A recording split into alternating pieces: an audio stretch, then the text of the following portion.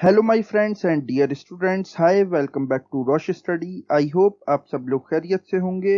इस लेक्चर में हम डिस्कस करने वाले हैं एटमॉस्फेरिक रिफ्रैक्शन एंड उस पर बेस्ड एक बहुत ही इंटरेस्टिंग फिनोमिनन जो कि है ट्विंकलिंग ऑफ स्टार्स।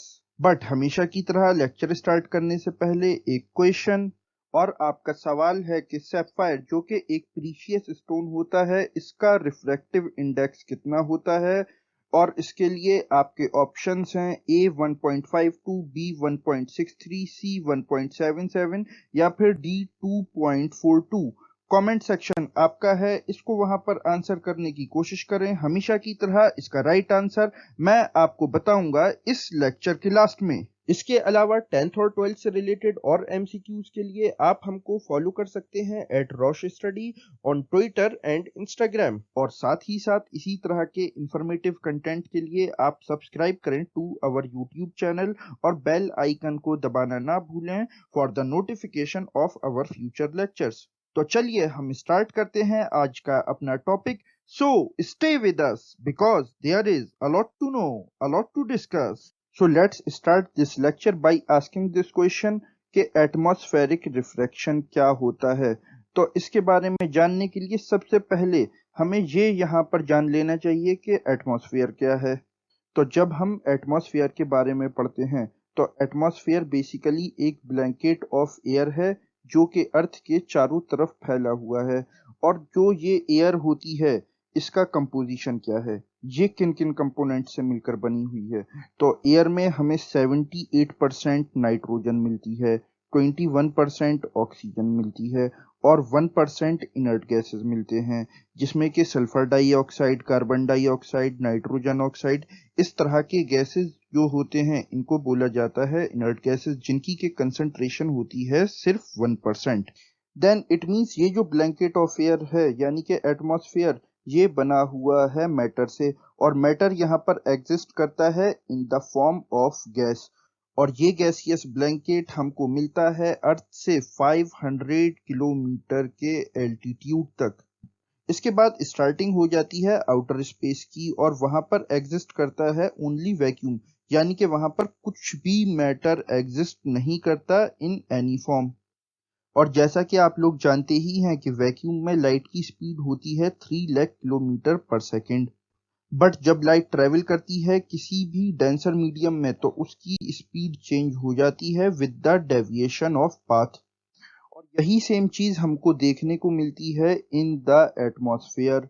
जो हमारे एटमॉस्फेयर का अपर पार्ट है यानी कि जो अपर एटमॉस्फेयर है, वहां पर एयर की डेंसिटी हमको मिलती है लो, बिकॉज वहां पर एग्जिस्ट करती है हॉट एयर जो कि लाइटर इन वेट होती है, यानी कि वजन में हल्की होती है। इसीलिए वो ग्राउंड से स्किप कर जाती है और ऊपर चली जाती है। जाहिर सी बात है, जो भारी चीज होगी वो नीचे रह जाएगी और जो हल्की चीज होगी वो ऊपर आ जाएगी, जिसकी एग्जाम्पल है हॉट एयर बैलून। एक हॉट एयर बैलून एयर में क्यों फ्लाई कर पाता है, बिकॉज उसमें भरी जाती है हॉट एयर जो कि होती है लाइटर इन वेट, तो वो स्किप करती है ग्राउंड से।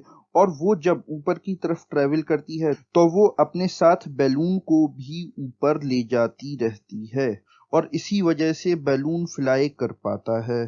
तो ये जो डिफरेंस है हॉट एयर का और कूल एयर का, इसी की वजह से हमें डेंसिटीज का भी डिफरेंस देखने को मिलता है between the upper and lower part of atmosphere, जिसकी वजह से जो आउटर स्पेस से आने वाली लाइट है वो अपने ओरिजिनल पाथ से डेविएट करती है, रिफ्रैक्ट करती है, और इसी को हम बोलते हैं एटमॉस्फेरिक रिफ्रैक्शन।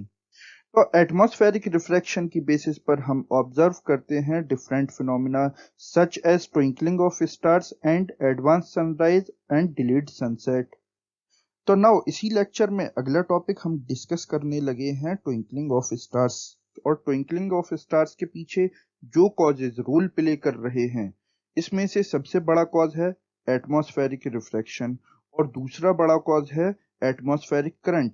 तो एटमॉस्फेरिक करंट से इसको कहीं आप इलेक्ट्रिसिटी वाला करंट मत समझ लेना कि एटमॉस्फेयर में सब जगह करंट फैला हुआ है, बिजली चल रही है। बल्कि जो एटमॉस्फेयर है, जैसा कि अभी हमने पीछे डिस्कस किया कि इसके अपर पार्ट में और लोअर पार्ट में डेंसिटी का डिफरेंस मिलता है। तो ये किसी भी एक पॉइंट पर, एक प्लेस पर जो डेंसिटी है ये हमेशा यूनिफॉर्म नहीं रहती है, हमेशा सेम नहीं रहती है।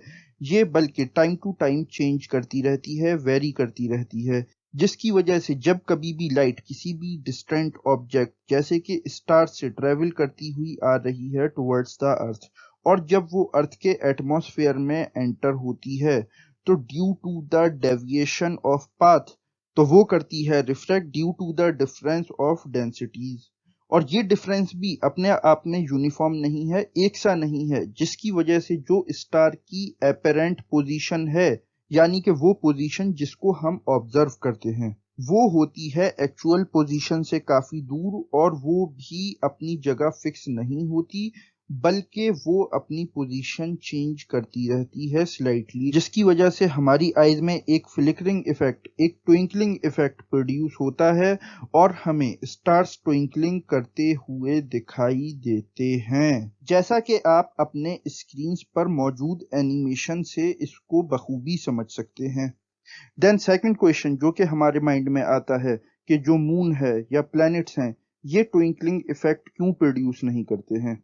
तो इसके पीछे की वजह ये है कि ये हमसे ज्यादा करीब हैं in comparison to stars. Stars हमसे बहुत ज्यादा दूर हैं, तो जब लाइट मून से या किसी भी प्लेनेट से ट्रेवल करती हुई एंटर होती है इन अवर एटमॉस्फेयर, देन वो हमारी आइज में एंटर होती है, तो उसकी जो एपेरेंट पोजीशन और एक्चुअल पोजीशन है वो तकरीबन सेम रहती है, और यहाँ पर हमको कोई भी फ्लिकरिंग और ट्विंकलिंग इफेक्ट नहीं देखने को मिलता है।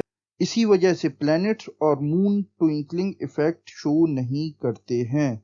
तो ये था whole analysis about the twinkling of stars. Now अब हम वापस आते हैं अपने क्वेश्चन पर, और आपका सवाल था कि सैफायर जो कि एक प्रीशियस स्टोन है, इसका रिफ्रैक्टिव इंडेक्स कितना होता है? तो इसका राइट आंसर है C1.77। So this is the end of the lecture. Now next lecture में हम डिस्कस करने वाले हैं about the advance sunrise and delayed sunset. I am Syed Saad now signing off, but जाने से पहले एक इम्पोर्टेंट अनाउंसमेंट। अब आप सीबीएसई 11th इंजीनियरिंग, आर्ट्स और ग्रेजुएशन के एग्जाम्स और एंट्रेंस टेस्ट की प्रिपरेशन घर बैठे और बेटर वे में कर सकते हैं with our free study material. इसके साथ आप डाउनलोड कर सकते हैं वेरियस बोर्ड्स और यूनिवर्सिटीज़ के syllabus from our website tutorbasket.com। और इसके साथ ट्यूटर बास्केट आपके लिए लाया है यूनिक और premium test series with exciting offers. और इसके साथ रेगुलर अपडेट्स के लिए आप हमको फॉलो कर सकते हैं on various social media platforms such as Twitter, Instagram and Facebook at Rosh Study. तो यहाँ पर आपको हमेशा की तरह काफ़ी कुछ जानने को मिला होगा। Thanks for listening, have a good day, okay, bye.